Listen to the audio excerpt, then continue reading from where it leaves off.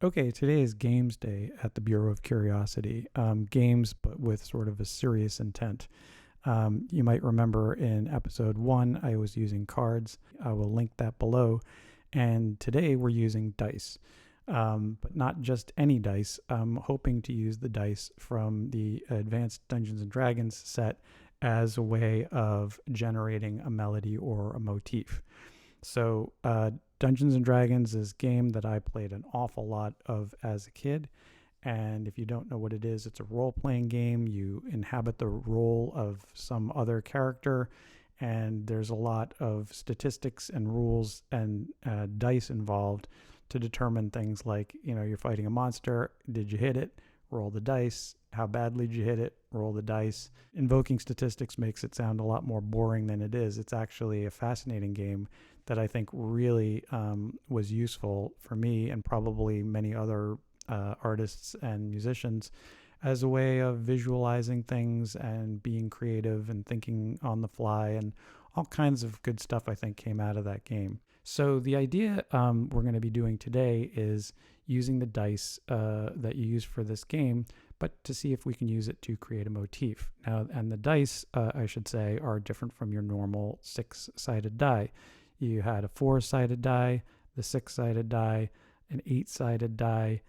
Now, apparently, they have a 10-sided die, I found out, which we didn't use when I was a kid, a 12-sided die, and a 20-sided die. So I want to use these things in what would be called an aleatoric method, which is just a fancy way of saying we're going to let chance decide a bunch of things in the creation of this musical theme. The idea of throwing dice for musical purposes is not a new one at all. Probably the most famous one is from somewhere around 1792, which was called the musical dice game. Basically what that was, you would have pre-composed sections of music and then roll the dice to determine, once you got to this point, would you be picking this predetermined bit, this one or this one, and by doing that you would get through the piece. So it was kind of almost like a choose your own adventure kind of a thing. I'm going to use these dice to determine a couple of things. One is like how many notes in the theme. Secondarily, I'm going to use another set of dice to determine how which scale I should use. Once that's decided, I will use another set of dice to determine which note out of the scale will follow which note. And then I may or may not do dice to determine the rhythmic values. So we're off to a flying start because I can't find my dice. Fortunately, as they like to say, there's an app for that. This one's called Mighty Dice, and it has all the different dice that you would use to play Dungeons and Dragons. So saved by the whatever. So the first order of business is to determine how many notes I'm going to want for a theme or motif. And we could have a long discussion here about what constitutes a theme versus a motif versus a melody. Motif, as I see it, is a sort of a short series of notes that can repeat and come and go. I would say something on the order of like between 5 notes at the very minimum and 10 notes. Arbitrary, but that's what I picked. So turns out if you're going to use dice, that's a pretty easy thing to come up with a number between 5 and 10.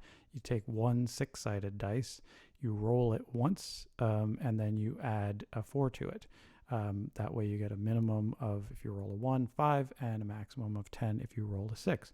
So I'm going to do that right this second. I've got one 6-sided die up here. I'm going to roll it, and we'll see how many notes this theme's going to have. Okay, got a 4. That means add 4. I got to write an 8-note theme. Okay, great. The next thing I'm going to want to do is to pick the scale. And if you look at this graphic, you can see that I've got a list of scales here. There are 26 of them. Of course, there are more scales, but this is what I have for now, so we're going to roll with that. And I need to use the dice to pick a number between 1 and 26. This is a little trickier than I thought it was going to be, not like the simple getting the number of the notes. So I appealed to AI, who assured me that if I roll a 20-sided and a 10-sided, I could get a number between 1 and 26. Roll a 10 and a 20. And we got a 14. And if I check 14, what I get over here is a minor pentatonic scale. Okay, so the notes for this scale are C is 1, E flat 2, F is 3, G is 4, B flat is 5. And that's a pentatonic scale. But if we're going to map it onto a die, it's pretty easy. We'll use a 6-sided die. We'll call those notes 1 through 5. And should I roll a 6, we'll just call it C up an octave, which makes kind of a sense because it's the root of the scale. Again, up an octave, and you'd expect to hear that more often, perhaps. So what I did was to 8 times rolled a 6-sided die. I won't bore you with it. And the notes I came up with, the sequence for our motif are E flat, C, B flat, F, F, E flat, G, and B flat. And I kind of find myself now on the horns of a dilemma. I could either take those notes and just use my own experience and expertise to select rhythmic values that I think might be musical or appropriate. Looking at it, I'm already hearing something like,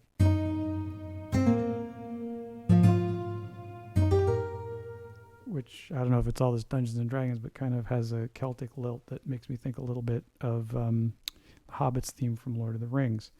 Or I could use some more dice and randomly assign rhythmic values to these pitches. When you come to a fork in the road, I say take it. I'll do one my way and one with the dice. And the way I'm going to do that is for each note, I'm going to roll a 6-sided die.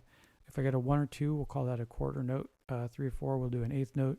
5 or 6, I'll do a 16th note. And you can already tell this is massively simplified. I mean, you could really get into it, but people who know music are going to know that, like, I'm already going to be having to kludge some things together to make meaningful, filling out the bar lines in a meaningful way.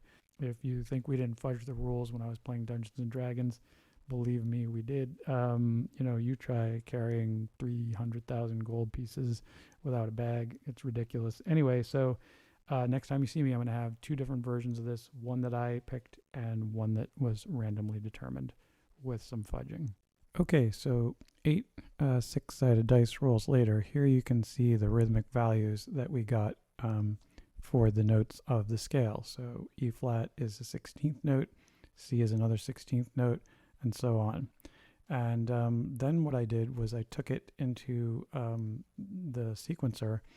I, did my best to bar it and put it in 3/4 across 2 bars at a tempo of 133.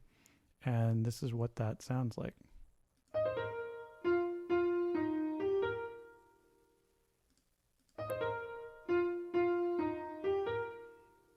And as I, expected, the fact that, you had to fill out the bar lines in a weird way means there's this kind of awkward pause in there that's a little bit unmusical. So here's what I did just to make it a little bit more musical. I left the rhythmically random track and filled out the bar lines in a way that's actually just more musical. So we've diverted from the goal a little bit here.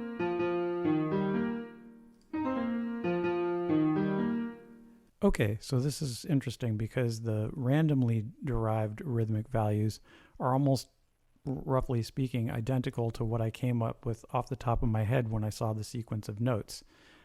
This kind of vaguely Irish Celtic sounding thing. If you were going to take it that way and develop it a little, you could do something like this.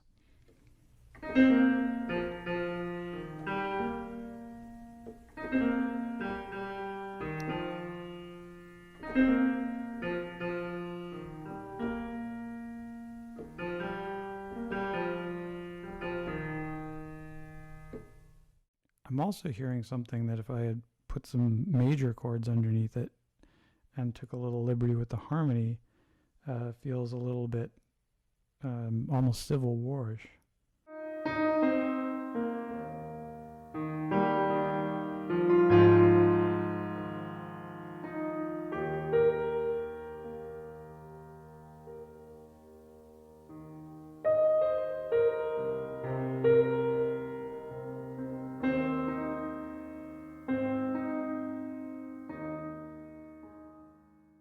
And so here's a couple of examples of just me trying out different things underneath the melody to see where this whole thing might be pointed.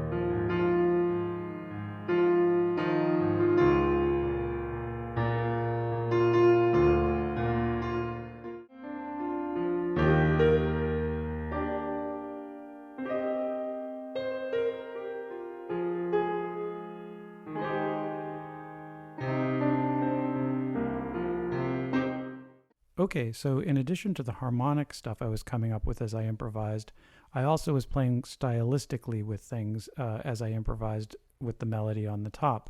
And like I said, I took some liberties by putting like E flat in the bass and in an A flat, which kind of pushed it towards a gospel progression.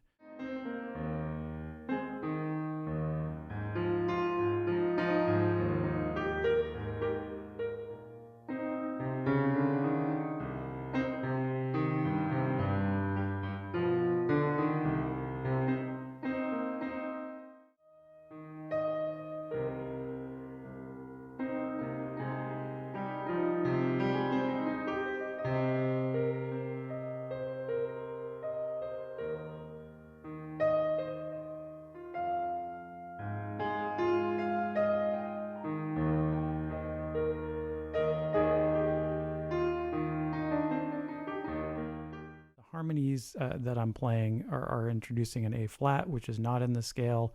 It's just a sound I like. So then I kind of wrestled with that, thinking, the idea here was to kind of get away from what I like. And that made me, put the C back into the bass. And so I was moving it more towards blues, somewhat of a stride piano kind of a feel.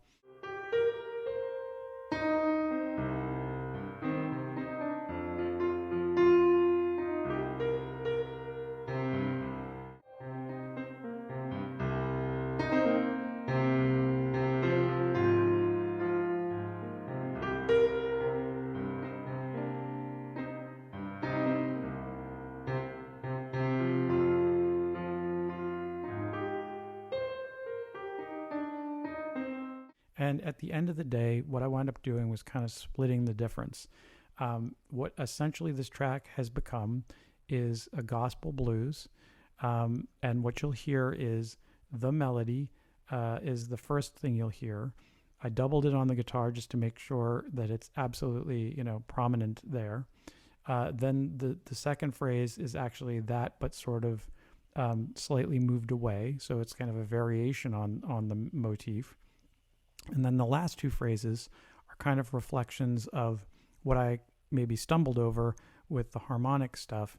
And so the melody there, which, carries in sort of the Leslie organ and stuff like that, has nothing to do with the motif. This is just a way of showing that the motif was a jumping off point, and then it gets expanded on and then moved away from completely.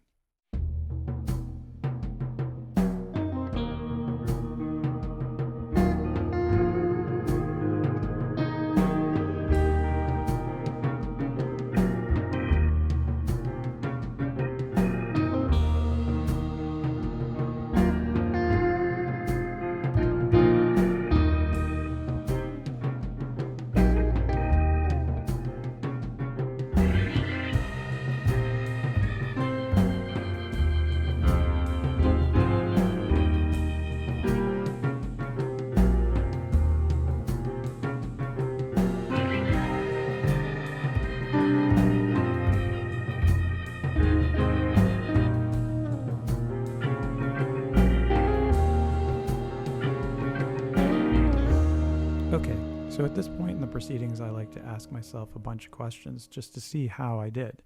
And the first one is, was the experiment a success?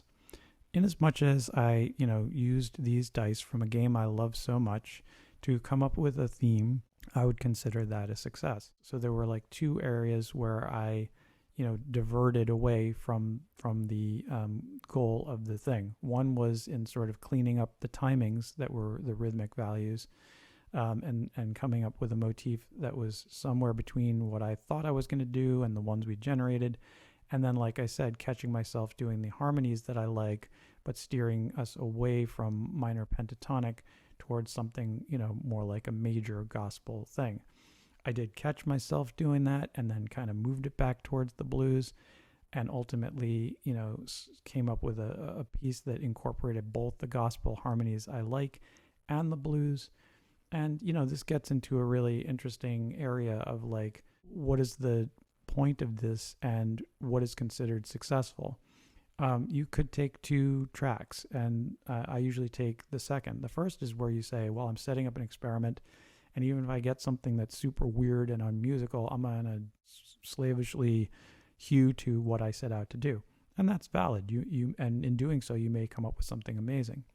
The second thing is that I like to use experiments as a jumping off point, and to the point where I'm getting something that I think is good, but I've done this for a while and maybe I know how to make it better or more to my liking or something like that, which to me is completely valid. But I'd be curious to know what other people think. Like, is that a failed experiment? Is that a successful experiment? For me, at the end of the day, it's kind of what's coming out of the speakers. We talk about the process, and the process is important for the people who are doing it, less maybe so to the people hearing it, in terms of, do they like it or not? Does it land where you intended it? So it's a complicated issue. It gets into questions of style and making the same choices versus other choices. And when do you kind of, reach for something that's different, but not so different that you don't like it yourself? These are very complicated questions that I'll probably try to address in another video. And I would say, the last question is, did I learn anything? Yeah, two things. One is like that the randomness of the rhythms came up with something that was not really that different from what I was thinking I was going to do anyway. So that's something to ponder. I'd have to think about it for a long time to know if it was the way I approached the simplification of the random rhythms, the fact that I'm the same guy who, came up with the vaguely Celtic thing, so that may have steered how I barred those rhythms. If I had allowed for every kind of rhythmic value as opposed to 3, would it have been really, really different? Those are good questions, and I could see running this experiment again. I could see running it again also to get something, even further afield from a scale like, that I usually use. There are sort of East Asian scales and Indian scales that I really would have to, wrestle with because they're totally unique to me, and I do want to get to use them. And sometimes I need to force myself to use these things unless I've got a film that says, we're in India now, let's use some of that. And so I did, learn that. And the very last thing is, just the sort of association of, a series of notes. I came up with, originally I came away with sort of a feeling of a Celtic or an Irish kind of a thing, which, does very naturally point to American folk music.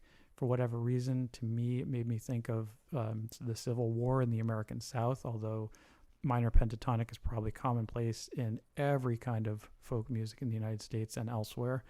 But then also is like, it invokes the Hobbit theme from The Lord of the Rings, because Howard Shore was smart enough to sort of make that cultural connection.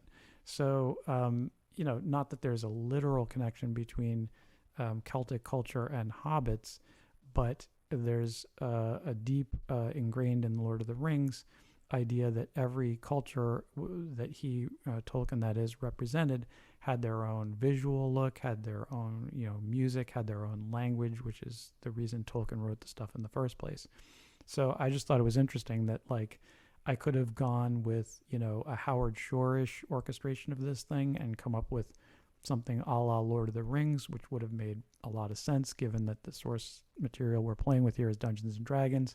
Somehow we wound up somewhere in the American South, filtered by way of an Italian American who originally lived in the North.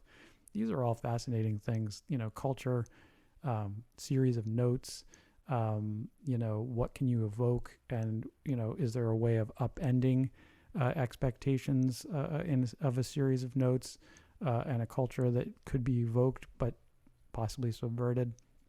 Anyway, it's a lot of thought for a very short experiment. For anyone who made it this far, thank you. I know this is a long video for something that should have been pretty short. Let me know what you think. As always, like and subscribe if you're moved to do such a thing. And let me know what you think of the piece, and we will see you in the next one. Thanks so much.